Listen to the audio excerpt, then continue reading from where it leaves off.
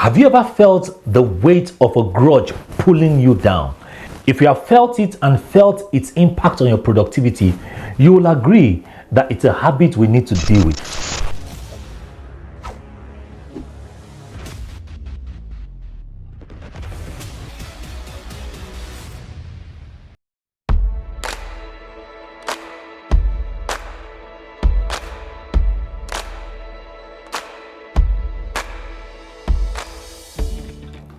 Hi there, welcome back to another episode. It's a thrill to always have you join us. Today, we're diving deep into an undercover menace in organizations. It's silent, invisible, often goes unspoken, but it is quietly sabotaging productivity in a lot of companies. So brace yourself and let's unravel the mystery of workplace silent killer, holding grudges. Holding grudges. So let's dive in. You know, malice is upfront. You can spot it when someone avoids a simple hello. But a grudge, it's a silent player in the background, quietly affecting our daily interactions. It's that subtle chill in the air, often going unnoticed until it impacts the team dynamics and overall productivity. You remember that saying, culture eats strategy for breakfast? Well, grudge, it devours productivity for breakfast, lunch, and dinner. Ever felt a sudden dip in trust among colleagues? Or perhaps you've sensed a decline in team spirit and collaboration? Imagine moving around with a heavy backpack every day to work, not filled with work tools, but filled with stones of resentment and bitterness. That's what holding a grudge feels like. It's the constant weight on our mind and heart, sapping your energy and diverting your focus from what truly matters. This invisible load doesn't just stay hidden. It seeps into daily interactions, influencing thoughts, decisions, and even the way employees converse. Ever wondered why someone might suddenly go quiet in a meeting or choose their words too carefully? It could be the weight of that backpack of grudge they are carrying. Did you know that there's a fascinating mental health study out there? It surveyed a whopping 12,000 individuals across 6 different countries and uncovered a startling revelation. On an average, an adult holds onto 7 grudges at every given time. 7! Let's let that sink in for a moment. Now, take a quick mental inventory. How many grudges might you be holding onto right now? And there's another intriguing part of the study. The top reasons why people hold grudge include being falsely accused, feeling betrayed, lending something and never getting it back, someone else taking credit for your hard work, or being fed misleading information. It's quite a list, isn't it? Makes you wonder, doesn't it? Holding on to a grudge isn't just another emotional weight. It's a whole body experience. Imagine having a shadow creeping into your mind, casting doubts and sowing seeds of negativity. This is not just about feeling upset or feeling slighted. No, the ripple effect of a grudge can be profound, touching every corner of your well-being and organization. Ever felt that tight knot of stress or anxiety in your chest, or perhaps that anger that just won't go away? Grudges can stir up a cocktail of emotion, from resentment to sadness to distrust and a lingering sense of frustration. And this is not just about feelings. They have tangible effects on our body. Think about the night where you tossed and turned on the bed because you have someone in your mind. The fatigue that drags you down, or even more severe health concerns like high blood pressure or digestive troubles. In extreme cases, grudges can cause emotional burdens that can even throw your hormones out of state or impact on your respiratory health. And here is something very important. The persistent negative thoughts don't just stay within you. It impacts everything at work. They cloud your judgment, dampen your productivity, and even stifle your potential. It's like running a marathon with a backpack full of bricks. So what are the solutions? Before we dive into the solution, let's zoom more into how grudges can silently chip away workplace productivity. Stay with me, this is crucial. Grudges in the workplace are not just personal vendettas. They are productivity vampires.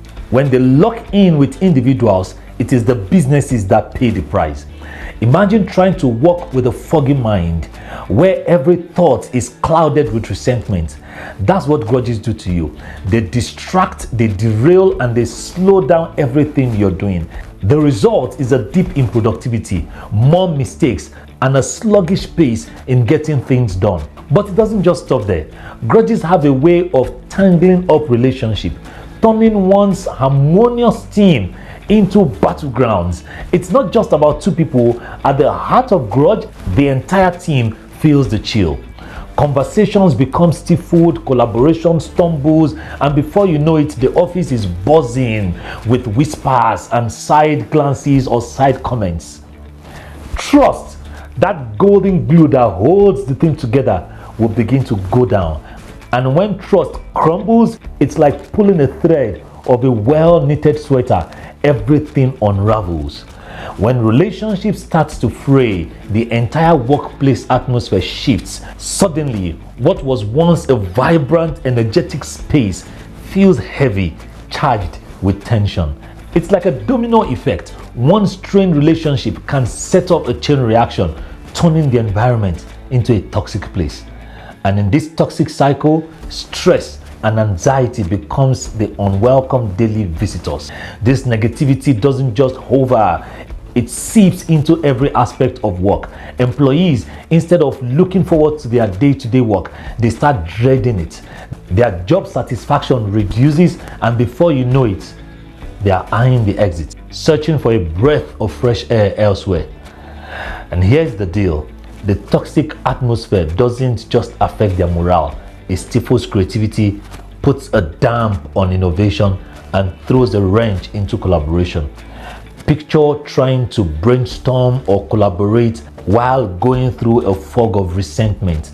It's nearly impossible. Employees become preoccupied with navigating this negativity that their best idea remains unspoken, and teamwork becomes a struggle.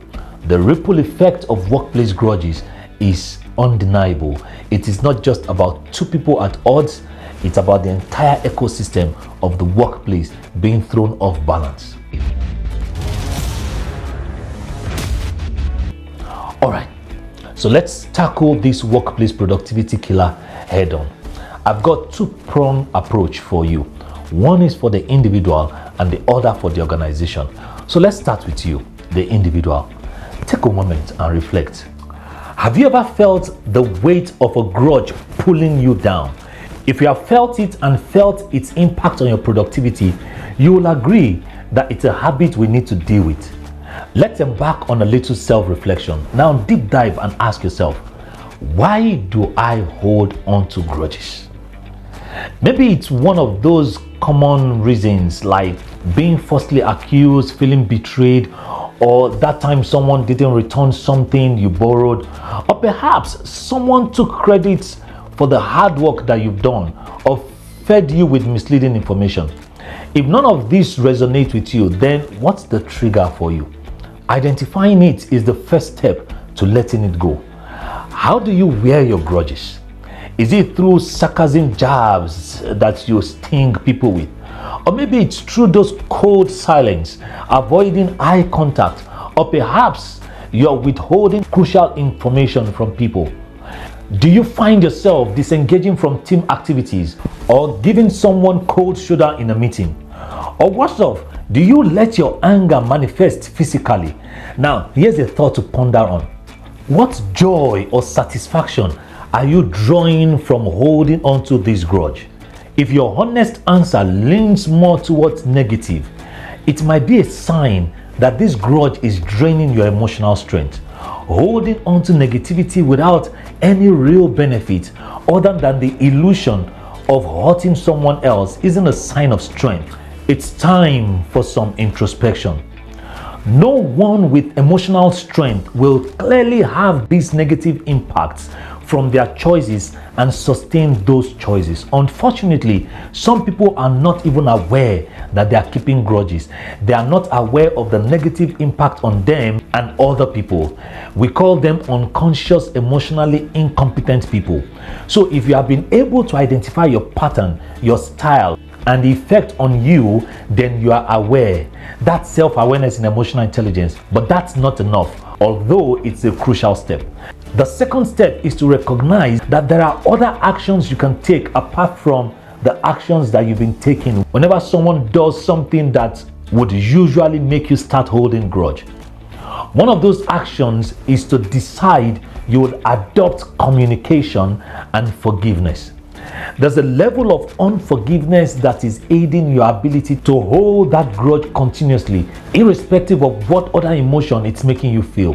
Letting go of the situation becomes a crucial strategy to managing yourself, and you will do this by understanding that there's no important benefit you derive from it. Now, as you process that, you would choose to either communicate with yourself with a realization that holding grudge does you no good. Come to that realization within you, or you choose to communicate with the person you are holding grudge against, or both. Now, when you choose to communicate with the other person, don't think about it too much.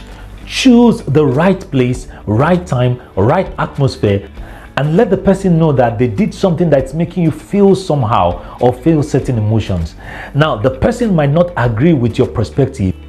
You can't force them because they might not understand you. And that is why it is better a lot of times to communicate within and reconcile the issues within.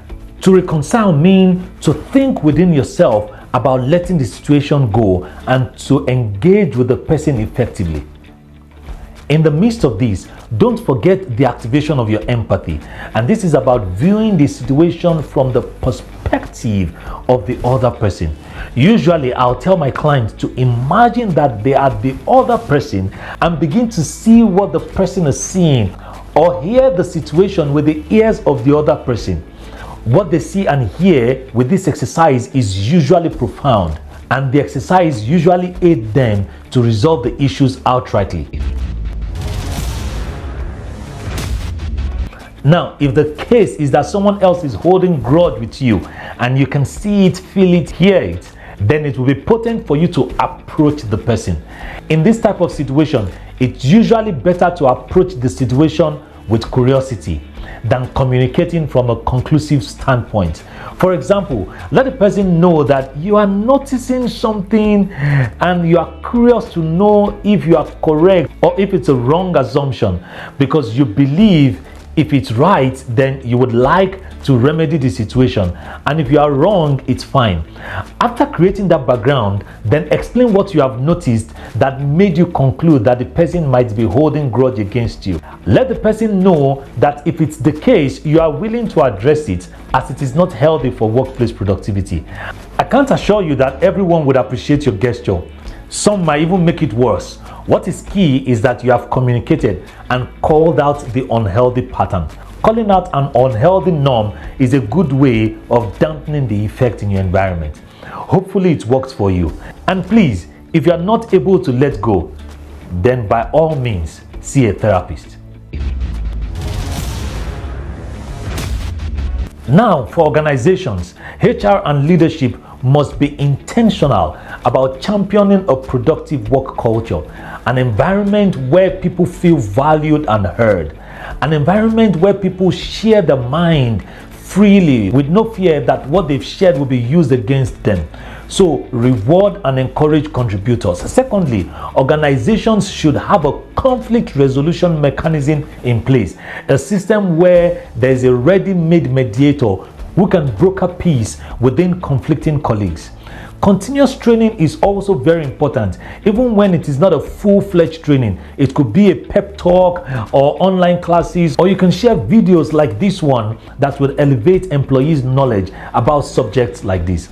Other important activities are team bonding sessions, mental health support like coaching and counseling or therapy sessions that are accessible to employees. Lastly, leaders should ensure that they lead by example. And in this case, leaders cannot be found holding grudges in an environment where we're trying to reduce the impact of grudges on productivity. That's a terrible example from a leader. So what will be your action after this video? You now know the danger. You can't afford to be a victim of holding grudges against anyone. It's time to be in charge of yourself and be in charge of your environment and use that to move the organization forward. And that's what emotional intelligence is all about. Till we meet in the next episode, stay emotionally and mentally healthy. Keep being productive. What are you waiting for? Hit the subscribe button now and turn on your notification.